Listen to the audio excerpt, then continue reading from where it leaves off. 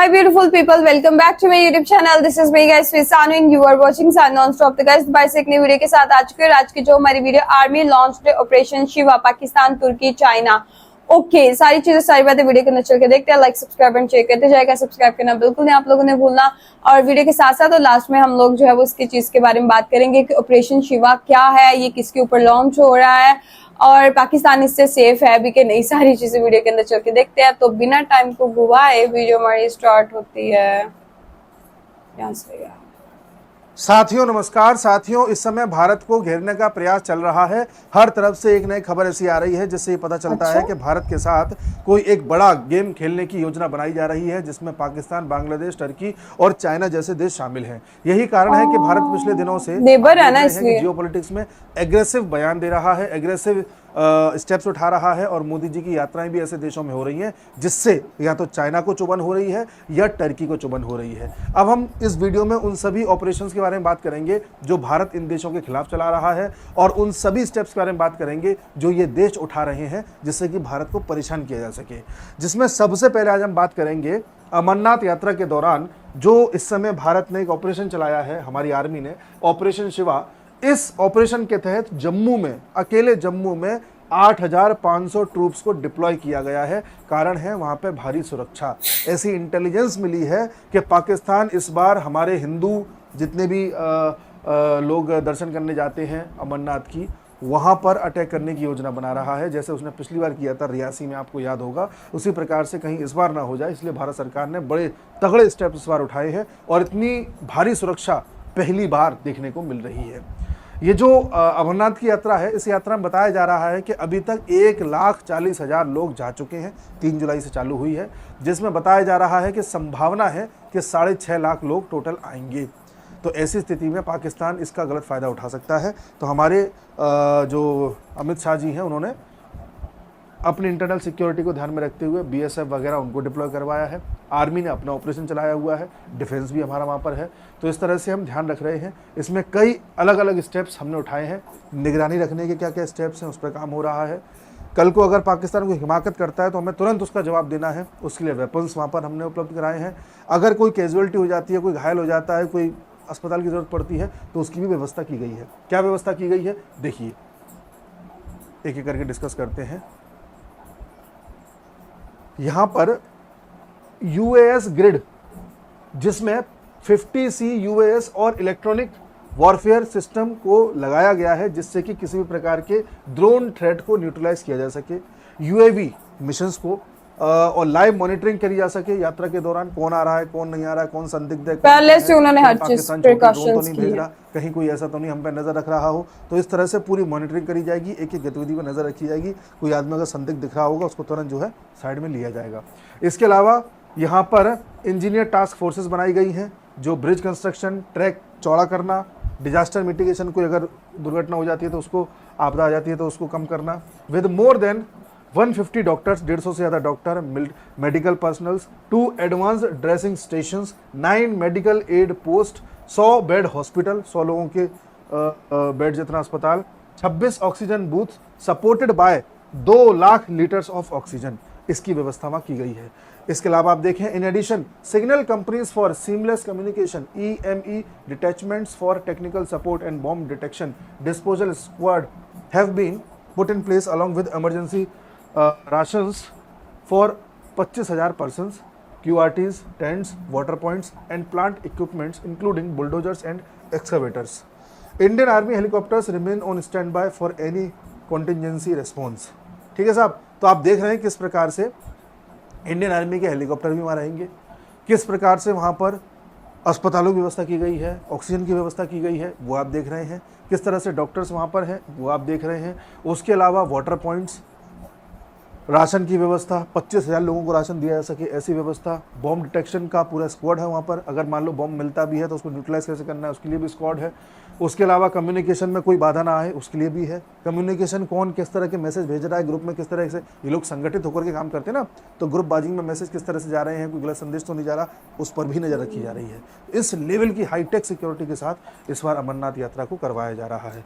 तो आप जानिए, ये जाहिर सी बात है इंटेलिजेंस मिला है तभी ये काम हो रहा है। तो पाकिस्तान इस चीज़ का फ़ायदा उठा सकता है। तो एक एंगल मैंने आपको क्या बताया, पाकिस्तान का, जिसके पास मौका भी किस चीज़ का है, अमरनाथ यात्रा का, जो मैंने आपको बताया। दूसरा आते हैं नेपाल की तरफ। नेपाल ने अभी कुछ दिन पहले बयान दिया था, देखिए नेपाल ने यह कहा है कि पाकिस्तान बेस्ड कुछ टेरर आउटफिट हैं जो नेपाल का यूज कर सकते हैं भारत पर अटैक करने के लिए। मतलब नेपाल के कुछ बड़े अधिकारियों ने यह कहा है कि पाकिस्तान के कुछ लश्कर तैयबा, जैश ए मोहम्मद जैसे आतंकी संगठन नेपाल का इस्तेमाल कर सकते हैं भारत पर अटैक करने के लिए। उन्होंने उदाहरण भी दिया कि भाई देखिए, एक ज़माने में IC-814 नाम की फ़्लाइट को हाईजैक कर लिया गया था, वो पाकिस्तानी आतंकियों ने किया था। वो फ्लाइट भी नेपाल से यानी काठमांडू से दिल्ली की ओर जा रही थी, तो जाहिर सी बात है तब उपयोग किया गया है। इससे पहले भी कई बार उपयोग किया गया है। तो नेपाल को भी कहीं ना कहीं इंटेलिजेंस मिली है कि हाँ, वहाँ पर लश्कर तैयबा और जैश ए मोहम्मद जैसे ग्रुप नेपाल का उपयोग कर सकते हैं, दुरुपयोग कर सकते हैं।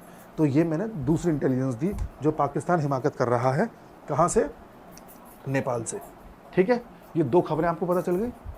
अब चाइना क्या कर रहा है, चाइना के बारे में मैं आपको कल के वीडियो में बता चुका हूं कि चाइना किस तरह से हमारे नॉर्थ ईस्ट को डिस्टेबल करने के लिए, इंस्टेबिलिटी वहाँ पर करने के लिए, या म्यांमार में जो ग्रुप्स बने हुए हैं जो यहाँ पर आए दिन कुछ ना कुछ करते रहते हैं, उनको सपोर्ट कर रहा था, जिसको भारत ने किस तरह से न्यूट्रलाइज किया है। पहले उनके फाइनेंसेस काटे, फिर उनके इंटेलिजेंस को काटा, फिर उनमें फूट डाली, फिर उनकी पॉलिटिकल पार्टी बनाई, फिर उनको अंदर ही अंदर गृह कलेश में फंसाया, और आज स्थिति ये कर दी कि चाइना से जो फंडिंग होती थी या चाइना से जो लिंकअप था वो काफ़ी हद तक कमज़ोर हो गया।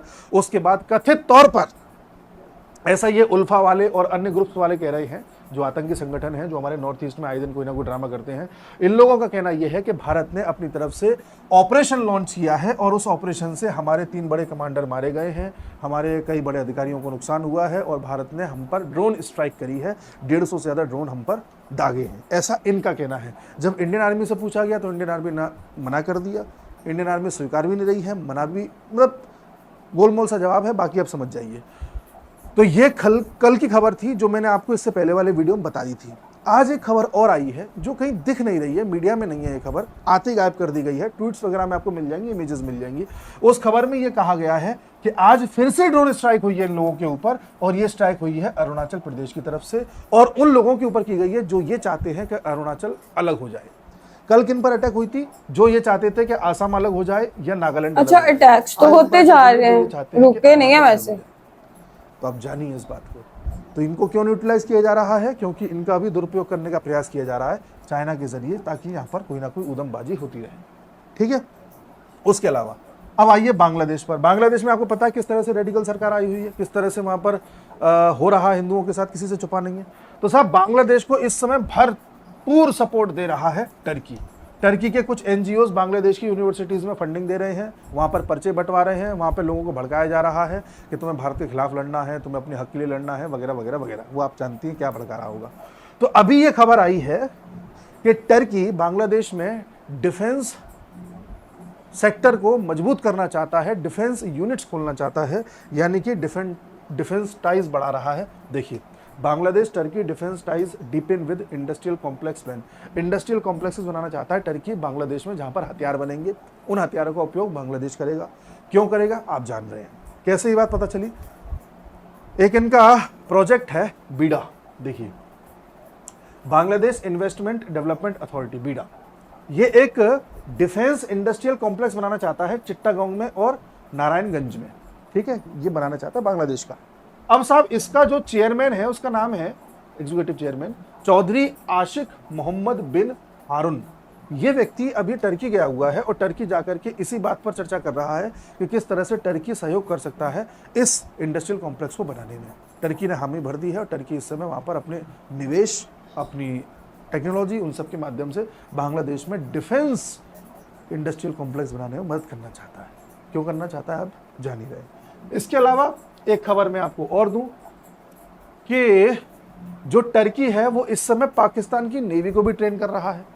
टर्की पाकिस्तान की नेवी को भी ट्रेन कर रहा है। तुर्की तो काफी हेल्प कर रहा था पहले भी। पाकिस्तान पे चलाए तो नेवी की तरफ से अरेबियन सी में टर्की पाकिस्तान को मजबूत कर सके।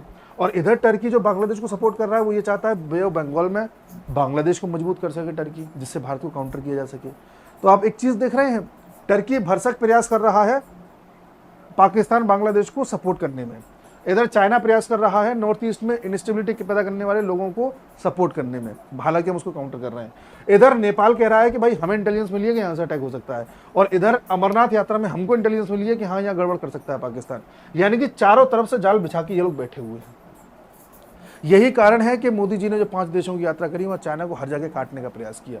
यही कारण है कि अभी जो ऑपरेशन वहाँ चला, जो ये लोग कह रहे हैं कि भारत ने करवाया, अब भारत ने करवाया नहीं करवाया, बट ऑपरेशन तो चली गया है, वो हुआ। यही कारण है कि अभी ब्रिक्स में भारत ने उसमें एससीओ की समिट में भारत ने जॉइंट स्टेटमेंट नहीं आने दिया। यही कारण है कि भारत जब मोदी जी जब इससे पहले G7 की मीटिंग में गए थे, तो आपको याद होगा यहाँ साइप्रस होते हुए गए थे, जहाँ पर टर्की का एक तरीके से कब्जा है आधे क्षेत्र पर, और टर्की चाहता है पूरे पर कर ले। तो भारत जानबूझ करके उस देश में इसलिए गया था, आइलैंड कंट्री में इसलिए गया था, ताकि टर्की को चुभे, डायरेक्टली टर्की को हमने वहाँ पर जो एक तरीके से पिन किया। उसके अलावा हमने खुले तौर पर हमारे आर्मी के डेप्यूटी चीफ ने साफ साफ बोला कि हमको केवल पाकिस्तान से नहीं, उस समय जब ऑपरेशन सिंदूर चल रहा था, हमें टर्की से भी लड़ना था, हमें चाइना से भी लड़ना था, तो 3 देश एक साथ भारत को परेशान कर रहे थे। तो खोलकर के हमने टर्की के बारे में वहाँ भी बोला।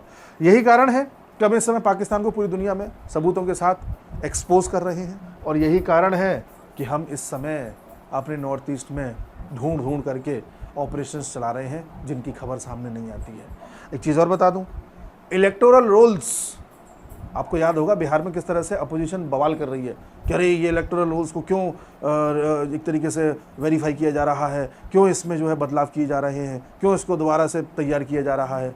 क्योंकि जब इलेक्टोरल रोल्स को आप खंगालोगे तो इसमें से आपको अवैध रूप से रहने वाले बांग्लादेशियाँ मिल जाएंगे, और जिसके बाद आपको कई ऐसी चीज़ें देखने को मिल सकती हैं जो इन लोगों को और कमज़ोर करेंगी। तो उस पर भी एक बात आ रही है। तो कहने का तात्पर्य है कि हर तरफ से भारत को घेरने का इस बार प्रयास किया जा रहा है, जहां पर 3 बड़े प्लेयर्स हैं, टर्की, चाइना, पाकिस्तान, और किस तरह से भारत हर तरफ से अपने आप को सेव करने की कोशिश कर रहा है। जहां ऑपरेशन चला रहा है, जहां तैयार रहना वो तैयार रह रहा है, और जहां किसी की बड़े स्तर पर काट करनी काट कर रहा है। हालांकि चाइना की काट कर रहा है भारत इंडिविजुअली जाकर के देशों में, और ब्रिक्स में जब बारी आती है तो भारत और चाइना एक साथ स्टेटमेंट दे देते हैं। बड़े लेवल की डिप्लोमेसी चल रही है। मैं स्टेटमेंट इसलिए देना पड़ा ब्रिक्स में क्योंकि अमेरिका को भी देखना है, चीज़ें बहुत है। अब देखना ये है कि आगे क्या क्या न्यूज़ आती है। जो भी आएगी मिलते हैं अगले वीडियो में, तब तक के लिए नमस्कार। ओके गाइस, ऑपरेशन जो शिवा है, ठीक है, अमरनाथ यात्रा के लिए जो है वो ये चलाया गया है।